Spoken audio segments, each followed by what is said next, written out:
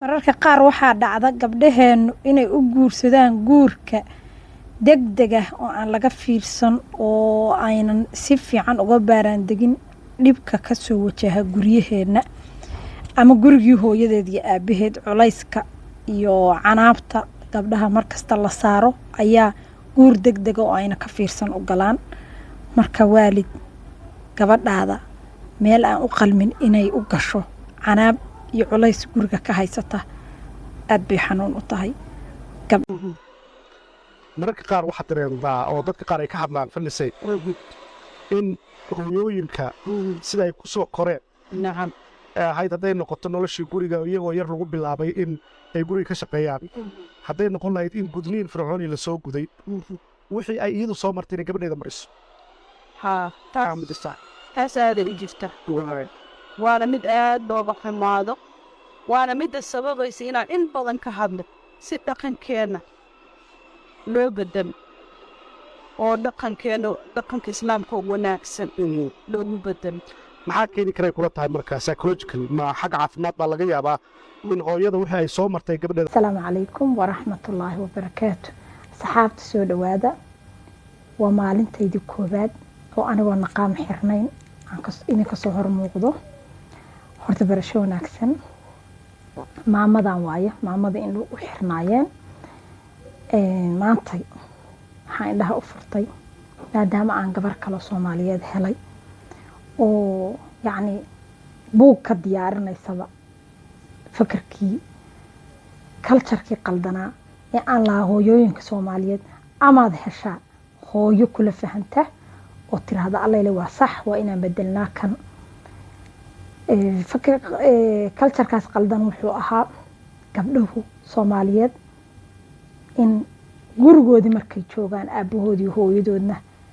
ay dhiban yihiin oo gabdhaha qaarkood dhibka iyo canaamta guriga ku haysata alaa alligeed ay u cararaan oo nin u guursadaan ayagoo mooda inay ka baxayaan laakiin ay galaan kii kasii adag oo ka laba jabaaran oo noloshii kasii adag gurigoodii canaabta igoo soo carartay ayay haddana gurigii ninkeeda canaab ugu tagtaa waxaan marka aan daninayay gabdhuhu inay gurigooda aabahood iyo hooyadoodna ay farxad iyo deganaan ku joogaan markay gurigii hooyadood iyo aabahood laga gelbiyo oo wiil guursado oo gurigii wiilkii guursado ay tagayaana ay farxad iyo kalgacal iyo deganaasho ay ku dareemaan halka gabdhaha soomaaliyeed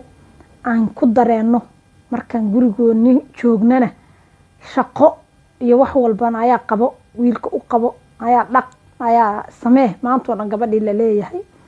markay guri ay u xarooto nin ay u tagto guri meel degtana aynan ahayn laba qof oo nolosha wadaagay oo wax isku darsaday oo isla qabanaya aynan ahayn hadday walac tahay guriga hawshiisa ayaday u taallaa hadday umul tahay guriga hawshiisa ayaday u taallaa hadday xaamilo tahay guriga hawshiisa ayaday u taallaa sariirta ayadaa ninka u firaashaysa cunada ayadaa usoo karinaysa ayuu tin gurigan hadday ilmo kala joogaan ilmahaas maamulkooda iyo hawshooda iyo waxeeda dhan gabadha soomaaliyeed ayadaa samaynaysa waxaa dhaqanka soomaaliyeed ah ma nin baa waxaas qabanaya ma nin baa jikada ilmaha u galaya ma nin baa cunto karinaya yaa u diiday ilmaha waxbarashadoodii hooyaday saaran tahay ilmaha waxsiintoodii hooyaday saaran tahay koriimadoodii ayaday saaran tahay 9 bilood ayadaa caloosha kusoo siday ayadaa foolatay yacni gabdhaha soomaaliyeed ninkii soomaaliyeed waxaa loo dira kaliya biilka ama ha helo ama ha waaye hadduu helo wuu helay hadduu waayana wuu waaye halkaa boynti baa saaran waxbarashadooduusan war u haynin meelay wax ku barteen buusan war u haynin qur-aan haddii maanta xitaa cunuga laga dhageysanayo laga aqrinayo oo dhageysi noqoto hooyada unbaa shuqul ku leh aabba waa yaryahay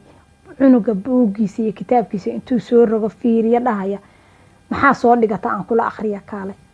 waa maba jirtaba aniga inta badan oo arkay maba jirto marka noloshaa adag gabadhi diiqad bay ilmihii ku korinaysaa farxad dhan ma arkayso yacni gabdhihii soomaaliyeed in dhib saaran yahay hadday gurigii aabahoodii hooyadood joogaan hadday kii ninkeeda timaado yacni waxyaalaha gabadhaas u abaaya ay ka hadlaysa xaliima la yiraahdaa marka xalimo waa raadinaya buug bay ka diyaarinaysaa maadaama aan aniguna aan social media soo galay anigoo ka hadlayo leh gabdhaha Soomaaliyeed waa dhiban yihiin hooyooyinka waxaa laga codsanayaa oo anigu kamid ahay guriga markay ilmuhu ku joogaan ee wiil iyo gabar adiga aa dhashay isku si wax ugu dir shaqada guriga wiilka iyo gabadha isku si ugu dir waayo labadaada cunug adaa dhalay isku si baad u foolatay 9 bilood ba caloosha ku wada siday wiilka fadhiga ugu soo adeeg in gabar la yiraahdo aad ayaan ugu libsada mana jecli mana fiicna kullayba aniga ka xaliima ahaana noloshaydii ma samayn wiilkayga iyo gabadhayda isku siba waxaan u dirsanay laakiin hooyooyinka kale ee aaminsan ama dhaqankeeni ahaa sidaas waxaa fiican in la bedelo noloshaas oo laga bedelo oo wiilka iyo gabadha isku si loo soo saaro gabadhaada maantay waxaa jirta waalidiin gabdhahooda ku qasba naayaa wiilka biil wiil ma arag lagu qasbayo wariyaa gabadha biil waa culture qaldan gabadha in la qasbo oo wiilka loo hanjuubo de gabadhi wiilkaaga hadaa u hanjuubta kii guursana waa hanjuubay cimrigeeda hanjuub bay ku jiraan gabdhaheena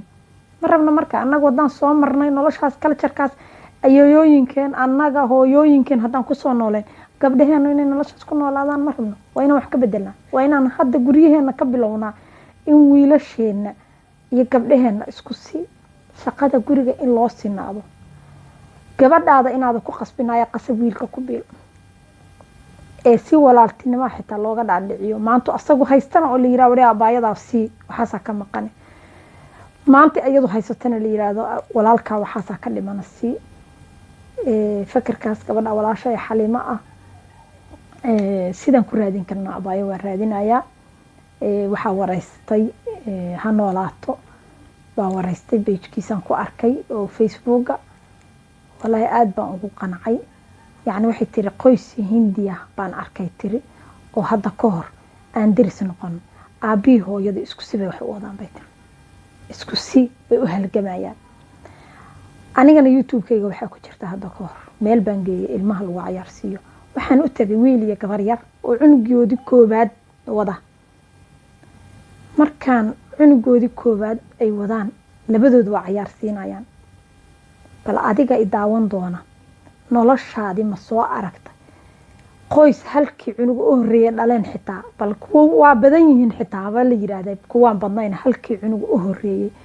aaba iyo hooyo isla ciyaarsiinaya oo dhalinyaro oo nolosha intay ku midoobeen ilmahoodii isla ciyaarsiinayo meel ciyaar isla geynayo gacmaha is haysto isla baxayo waqti isla qaadanayo oo Soomaaliyeed anigu wali indhaha ma saarin adiga hadaad aragtay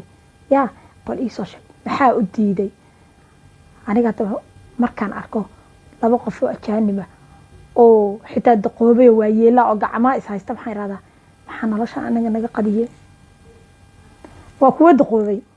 kuwa dhalinyaro hadeer nolosha cusubto gacmaha is haysto ubadkoodi isla wada waqti isla soo siinayo isla baxay markaan arko maxaa nolosha noo diiday kuwa Soomaalida oo xitaa meeshaan jooga aaba iyo hooyo waqti isla qaadanayo ilmahooda isla bixinayo wali indhaha ma saarin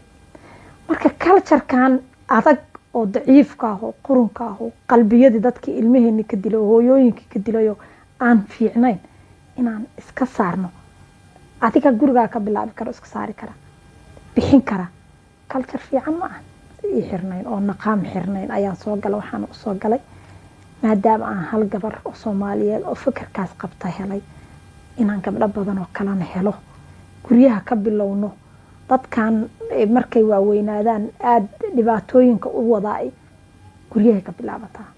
maadaama abaayo kale hadafka ila qabta aan helay dhamaantiin waxaan idin leeyahay isma qaldan boo xiiso leh assalaamu calaykum waraxmatullaahi wabarakaatu dhamaantiin waxaan idin ka codsanayaa channelka inay igu soo biirtiin inaa like-ta ii saartiin subscribe-ka ii saartiin share ii tiraahdeen isoo dhaweysiin gabar walaashiin aan ahay habaryartaa baan ahay eedadaa baan ahay intii yar yarana de waalid baan ahay intii ila egna walaalaan nahay dhammaantiin waxaan leeyahay soo dhawaada janaalku waa janaalkeeni wuu naga wada dhexeeyaa hadafkaasaan ku wada riixaynaa in la helo wiil iyo gabar yar oo Soomaaliyeed oo intay isguursadaan gacmaha is haysto ilmahooda isla soo ciyaarsiinayo waqti isla qaadanaya inaan gaarsiino dhalinyarada oo ilmaheena wixii anagu aan ku soo nooleen oo rafaadkeed inayna ku soo noolaan baan rabnaa ee waxa quruxda badan leh ee bulshadan aan adduunka ku aragna ay samaysanayaan oo kale in wiilasheenana sameeyaan gabdhaheena sameeyaan oo diinteenu ay soo diidin ee wax fiican ilmaha farxada ku koraya aabi hooyo la ciyaarsiinay ku koraysay noqonayaan ilmahan TikTok ta dhex taagan oo caytamayo qurunka wasaqda oo waxay rabaan sheegaya baan noloshii kala cararkeed ilmahaas aan ku soo saarno ilmaheenu ilmo kale hadii ilaahay la sii noolaado noloshan waqti la sii jiro ilmo ka qurux badan qalbiga oo ubax ka ah oo aad u qurux badan inaan soo saarnaa rabaa